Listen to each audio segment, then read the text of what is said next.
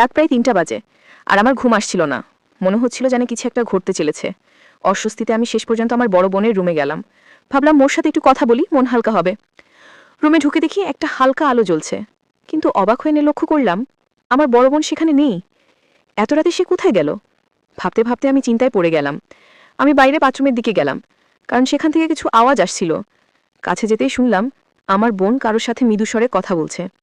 ওকে বলতে শুনলাম যেন দ্রুত কাজ শেষ করে, নয়তো কেউ টের পেতে পারে। অন্যদিকে আরেকটি কণ্ঠ শুনলাম যে বলছে, চিন্তা করো না, এখন কেউ আসবে না। আমার ভেতরটা তখন অনেক প্রশ্নে ভরে গেল। বুঝতে পারছিলাম না আসলে কি হচ্ছে। আমি ধীরে ধীরে বাথরুমের কাছে গেলাম। ভেতরে উকি দিয়ে দেখি আমার বড় বোন কারোর সাথে কথা বলছে, যেন তারা কিছু ব্যক্তিগত সমস্যা নিয়ে আলোচনা করছে। তারা একে অপরকে সান্ত্বনা দিচ্ছিল, যেন কোনো দুশ্চিন্তার কারণ নেই। আমি তাদেরকে দেখে অবাক হয়ে গেলাম। এই পুরো ঘটনা দেখে আমার মনে নানা প্রশ্ন উকি দিতে লাগলো। আমি রেগে গেলাম, কিন্তু বুঝতে পারছিলাম না এই পরিস্থিতিতে কি করা উচিত। মনের ভেতর ভীষণ অস্থিরতা নিয়ে সেখান থেকে চলে এলাম। একসময় আমার মাথায় একটা চিন্তা এলো। আমি বাথরুমের দরজার সামনে গিয়ে শান্ত স্বরে বললাম, আপু, আমি জানি তুমি ভেতরে আছো এবং কারো সাথে আছো। আমি বুঝতে পারছি তোমরা কি করছো। দয়া করে দরজাটা ধীরে খুলে দাও, যেন বাড়ির অন্য কেউ টের না পায়। ভেতর থেকে আমার বোনের কণ্ঠ ভেসে এলো, ভাই তুমি ভুল করছো, আমি তো শুধু একটাই বাথরুমে এসেছি, অন্য কিছু না। আমি শান্তভাবে বললাম, আপু, আমি যা দেখেছি তা জানি, আর আমি মিথ্যা কথা বলছি না। দরজাটা খুলতে বলছি, নয়তো মা বাবাকে ডাকবো। ভেতর থেকে আপু হঠাৎ করে কণ্ঠ নরম করে বলল, ভাই দয়া করে কাউকে ডেকো না, আমি দরজা খুলছি। কিছুক্ষণ পরে আপু ধীরে ধীরে দরজা খুলল। সেই মুহূর্তে আমি বুঝতে পারলাম ওখানে আরও কেউ ছিল। এলাকার একটি ছেলে তার সাথে ছিল। আমি কড়া স্বরে বললাম, তুমি চলে যাও, আর ফিরে এসো না।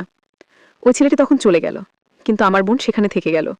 রাগে আমার মনে অস্থিরতা কাজ করছিল, যেন এই ঘটনা বহুদিন ধরে ঘটছে। আমি বোনকে জিজ্ঞেস করলাম, এমনটা কতদিন ধরে চলছে? বোন তখন ভীষণ বিব্রত ছিল এবং বলল, ভাই আমি জানি এটা ভুল হয়েছে, আমি আর কখনোই এমন কিছু করব না, আমাকে ক্ষমা করে দাও। আমি কিছুক্ষণ চুপ থেকে বললাম, তুমি বড় ভুল করেছো, কিন্তু এই ভুলের পুনরাবৃত্তি হতে দেওয়া যাবে না। আমি থাকতে কেন তুমি অন্যের সাথে এমন করছো? তোমাকে তো আমি আগেই জানিয়েছিলাম, তখন তো পাত্তা দাওনি। বোন বলল, তুমি আমার ভাই, এসব বলছো কেন? এবার চলে যাও এবং তোমার জীবন ঠিক পথে নিয়ে আসার চেষ্টা করো। একটি মুহূর্তে আমার মনে হলো পরিস্থিতি অনেক জটিল হয়ে গেছে। আমি বললাম, দয়া করে এই অবস্থা থেকে বেরিয়ে আসো, আমাকে এমন কঠিন পরিস্থিতি ফেলো না। আমি বুঝতে পারছিলাম আমার কথায় কিছুটা প্রভাব পড়েছে। তারপর আমি বললাম, তোমাকে তার সঙ্গে কথা বলা বন্ধ করতে হবে। আমি শুধু একা তোমার সঙ্গে কথা বলতে চাই। আপু, তোমার জন্য আমি সব করতে রাজি আছি। এরপর আমি বললাম, তুমি যা ইচ্ছা তা করো, কিন্তু সঠিক সিদ্ধান্ত নাও, না হলে আমি মা বাবাকে সবকিছু জানাবো। আমার বড় বোন তখন শান্তভাবে বলল, নাহিদ, তুমি আমার বড় বোন, ভুল বুঝছো। আমি বললাম, তুমি আমাকে ছোট মনে করতে পারো, কিন্তু আমি সব বুঝি। আমাকে নিয়ে ভুল সিদ্ধান্ত নিও না। এই মুহূর্তে আমি খুব বিরক্ত, তবুও আমি এখানে তোমার সাহায্যের জন্য এসেছি। আমি ওর হাত ধরে বললাম, তোমার পরিস্থিতি খুবই কঠিন, কিন্তু আমি তোমার পাশে আছি। তুমি শুধু আমাকে সময় দাও। আমার কথায় রাজি থাকলে আমাকে এখনই জানাও। আমার বড় বোন কিছুক্ষণ চুপ থাকলো, তারপর বলল, এখন বলবো না, কাল বলবো। আমি জোর দিলাম না, এখনই আমাকে বলো, কাল হতে অনেক দেরি হয়ে যাবে। সে বলল, দয়া করে আমাকে একটু সময় দাও, আমি সবকিছু ঠিকঠাক করব। এই কথাগুলো শুনে আমি চিন্তিত হয়ে বিছানায় ফিরে গেলাম। সারা রাত ঘুমোতে পারলাম না। আমার বোনের কথাগুলো বারবার মনে হচ্ছিল। সে কিভাবে এমন কাজ করতে পারে? এতদিন আমি শুধু সন্দেহ করছিলাম, আজ তার সত্য হলো। সকালে যখন ঘুম ভাঙলো দেখি আম্মা নাস্তা তৈরি করে রেখেছেন। আমার কাছে নাস্তা করতে বসে ভাবতে লাগলাম কিভাবে এই পরিস্থিতির সমাধান করা যায়। নাস্তার পর বড় বোনের রুমে গিয়ে দেখি ও তার ছোট ছেলেকে নাস্তা দিচ্ছে। আমাকে দেখে আপু একটি হাসি দিল, মনে হলো সে আমার কথায় রাজি ছিল। এটা দেখে মনে হলো জীবনের কিছু ব্যাপার সবসময় জটিল থাকে, কিন্তু আমরা একে অপরকে সাহায্য করে তা কাটিয়ে উঠতে পারি। একদিন দোকানে বসে কাজ করছিলাম। আমার ছোট ভাই দোকান খুলে বসেছিল। হঠাৎ তাকে বললাম, তুমি জানো আমাদের গ্রামে একটা মেয়ে আছে, তার নাম প্রিয়া। সে খুব সুন্দর, মাঝে মাঝে আমার দোকানে আসে কিছু জিনিস কেনার অজুহাতে। আমার কথা শুনে ছোট ভাই হেসে বলল, তোমার প্রিয়ার সাথে একটু কথা বলার প্রয়োজন আছে নাকি? আমি হেসে বললাম, আজ বাসায় ফিরে একটু ভাবতে হবে। বাড়িতে পৌঁছে দেখি ফোনে মেসেজ এসেছে প্রিয়ার থেকে। সে বলল, নাহিদ, তোমাকে অনেক মিস করছি, আমার সাথে দেখা করার চেষ্টা করো, সারাদিন তোমার কথা ভেবেছি। আমি উত্তর দিলাম, আমিও তোমাকে মিস করছি, কিন্তু এখানে গ্রামের পরিবেশ সহজে দেখা করা যায় না। প্রিয়া তখন বলল, আমার কাছে একটা ভালো আইডিয়া আছে। আমি আগ্রহ নিয়ে জিজ্ঞেস করলাম, কি ধরনের আইডিয়া? সে বলল, তোমার বাড়ির পেছনের আখের জমি রয়েছে, সেখানে দেখা করতে পারো। আমরা সেখানে শান্তিতে কথা বলতে পারবো, সেখানে শুধু তুমি আর আমি থাকবো, কেউ আমাদের বিরক্ত করবে না। এই প্রস্তাবে আমি একটু বিব্রত ছিলাম, কারণ গ্রাম ছোট, সবাই সবকিছু দেখে ফেলে। কিন্তু প্রিয়ার সাথে দেখা করার সুযোগটা মিস করতে চাইনি।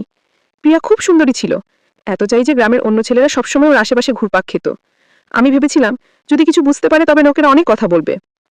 তবে আমি প্রিয়াকে বললাম, আমাদের খুব সাবধানে চলতে হবে। আমি চাই না আমাদের সম্পর্ক নিয়ে এখনই কেউ সন্দেহ করুক। প্রিয়া বলল, নাহিদ, আমরা কি অন্য কোনো নিরাপদ জায়গায় দেখা করতে পারি? তোমাকে আমি খুব মিস করছি, তোমার কাছে যেতে চাই, তোমার সাথে কিছু গুরুত্বপূর্ণ কথা আছে। ও হ্যাঁ, পরিবারের লোকেরা আমার জন্য বিয়ের প্রস্তাব খুঁজছে, তারা চায় আমি শিগগিরই বিয়ে করি। আর আমি তোমার কথাই ভাবছি। আমি জানতাম প্রিয়া আমাকে ভালোবাসতো, আমিও তাকে ভালোবাসতাম, কিন্তু জীবনে তখনও অনেক কিছু করার ইচ্ছে ছিল, তাই বিয়ের মতো বড় সিদ্ধান্ত নিতে চাইছিলাম না। আমি বললাম, প্রিয়া, আমাদের জীবনে এখনো অনেক চ্যালেঞ্জ আছে। আমার দোকান ছোট, আলো তেমন ভালো না, সংসার চালানোর জন্য নিজেকে আগে শক্তভাবে গড়ে বলা দরকার, তারপর আমি অবশ্যই তোমার বাসায় বিয়ের প্রস্তাব পাঠাবো। প্রিয়া একটু চুপ করে থেকে বলল, তুমি যখন চাও তখনই করো, কিন্তু জেনে রেখো, আমি তোমাকে ছাড়া থাকতে পারবো না, আল্লাহর কসম। তুমি যেভাবে রাখো আমি রাজি আছি। তার কণ্ঠে ভরসার ভালোবাসা ছিল, আর আমিও তাকে সত্যি ভালোবাসতাম। কিন্তু ভেতরে ভেতরে ভাবছিলাম, জীবনে কতজনই তো বিয়ে করে, তারপর দূরে কোথাও কাজ করতে চলে যায়, আর তাদের স্ত্রীগুলো একটা থেকে অন্য কারোর সাথে গোপনে সম্পর্কে লিপ্ত হয়। তাই আমি প্রিয়াকে বুঝিয়ে বললাম, এখনই তাড়াহুড়ো করো না, আমি চাই আমাদের ভবিষ্যৎটা ভালো হোক, একটু সময় দাও। আমি যখন নিজের পায়ে দাঁড়াবো তখন তোমাকে বিয়ে করব, ইনশাল্লাহ। আর তোমাকে আমি আমার সাথে রাখবো সবসময়। প্রিয়া আমার দিকে তাকিয়ে বলল, ঠিক আছে নাহিদ, আমি অপেক্ষা করব। তুমি রাতের বেলা আসবে, আমি তোমার অপেক্ষায় থাকবো।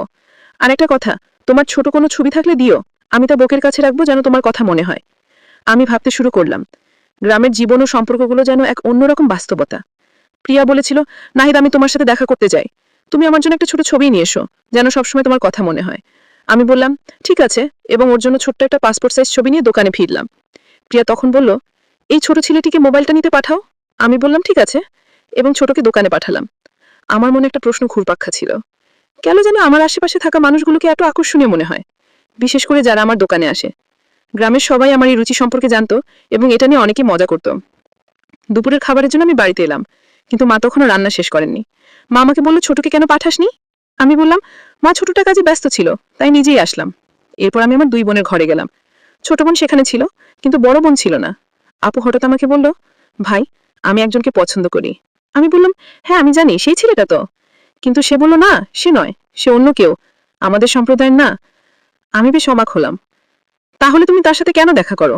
প্রিয়া কিছুটা অস্বস্তিতে বলল, ভাই, সে আমার কিছু চাহিদা পূরণ করে, আর আমি তাকে অস্বীকার করতে পারিনি। কিন্তু সত্যি বলতে, আমি তাকে বিয়ে করতে চাই না।